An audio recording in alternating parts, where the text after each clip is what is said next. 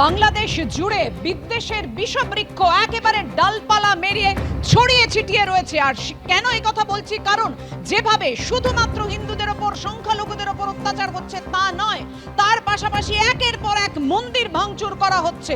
এবং এর পাশাপাশি আপনাদের সামনে রাখবো যেভাবে মানুষ বাংলাদেশ থেকে প্রাণ ভয়ে পালিয়ে আসছেন, তারা বারবার একটা কথাই বলছেন, মরতে হলে ভারতেই মরবো, জেল হলে ভারতেই থাকবো। একেবারে আশ্রয় চেয়ে কাতর আবেদন হিন্দু পরিবারের। বাংলাদেশে মৌলবাদীদের অত্যাচারে তারা আতঙ্কিত, উদ্বিগ্ন, প্রাণ ভয়ে পালাচ্ছেন তারা।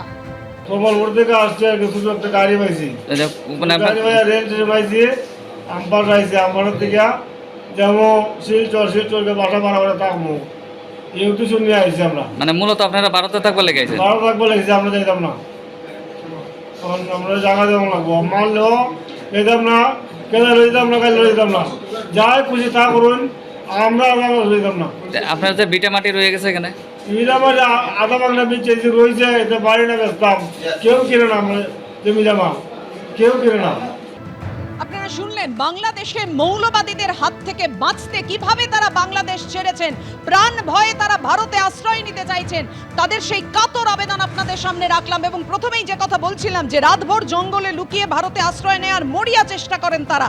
ত্রিপুরার আমবাসা স্টেশন থেকে 10 জনকে থানায় নিয়ে আসে পুলিশ, সপরিবারে সীমান্ত পেরিয়ে ভারতে ঢোকার চেষ্টা করে হিন্দু পরিবার। এবং তারা বলছেন জেল হলে ভারতেই থাকবো, মরতে হলে ভারতেই মরবো, বাংলাদেশে নয়।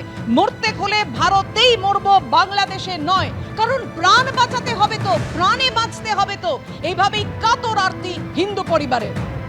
এই মুহূর্তে সরাসরি আপনাদের সামনে তুলে ধরবো সীমান্তের কি পরিস্থিতি। তার পাশাপাশি প্রসেনজিৎ, তোমার কাছ থেকে জানতে চাইবো যে হিন্দু পরিবার তাদের প্রাণ বাঁচানোর জন্য তাদের কাতর আরতি, যেভাবেই হোক আমরা ভারতে ঢুকতে চাই, মরতে হলে ভারতেই মরবো, বাঁচতে হলে ভারতেই বাঁচবো, কোথায় রয়েছেন তারা এই মুহূর্তে? একেবারে পাপিয়া, যেটা জানিয়ে রাখি যে শঙ্করচন্দ্র সরকার তার 77 বছরের বৃদ্ধ বাবাকে নিয়ে অবৈধভাবে সীমান্ত পেরিয়ে এই পারে এসেছেন এবং তার সঙ্গে অধীর সরকার, তারা দুই ভাই, একজনের 45 বয়স এবং এই জায়গায় তারা দুজনের স্ত্রী এবং 5 সন্তানকে সঙ্গে নিয়ে এসেছেন এবং 5 জন সন্তানেরই কিন্তু 18 বছরের নিচে বয়স। এবং জানিয়ে রাখি একজনের 5 বছর বয়স, আরেকজনের 5.5 বছর বয়স। এবং তাদের বক্তব্য যে যেই জায়গা থেকে তারা এসেছেন কিশোরগঞ্জ এবং সেখানে তারা এতটাই প্রাণের ভয়ে রয়েছেন এবং এতটাই তারা নিরাপত্তাহীনতা বোধ করছেন এবং যে কারণে রাতভর তারা জঙ্গলে ছিলেন এবং জঙ্গল পথ ধরে শ্রীমঙ্গল সীমান্ত দিয়ে তারা কিন্তু ধলাই জেলার কমলপুরে এপারে এসে পৌঁছন এবং তারপর কমলপুর থেকে আগরতলার আমবাসা রেল স্টেশনে এসে পৌঁছন এবং তাদের ধারণা ছিল আমবাসা রেল স্টেশনে এসে ট্রেনে করে শিলচর পৌঁছে যাবেন এবং সেখানে গিয়ে কোনো রকমে তারা সংসার পাতবেন এবং তারা জীবিকা নির্বাহ করবেন। তারপর তারা দাবি করছেন যে কিশোরগঞ্জে তাদের বাঁচার কোনো উপায় নেই। জিজ্ঞাসা করা হচ্ছিল যে এত জমি রয়েছে সেখানে, আপনাদের ঘর বাড়ি, ওরা গাড়ি চালাতেন, গাড়ি রয়েছে সেখানে, কি হবে সেগুলো? তারা বলল যেখানে প্রাণেরই কোনো নিরাপত্তা নেই সেখানে কি হবে জমি, কি হবে বাড়ি থেকে, কি হবে গাড়ি থেকে।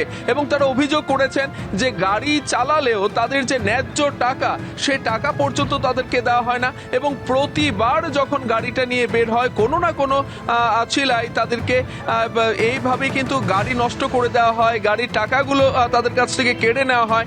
এমনকি তারা 5 জন সন্তান, যার একেবারে 5 বছর বয়স এবং তাদের বাবা 77 বছর বয়স, এই সময়ে এই বয়সে কিন্তু তাদেরকে নিয়ে বেরিয়ে আসতে হয়েছে। পাপিয়া, ধন্যবাদ তোমায় প্রসেনজিৎ।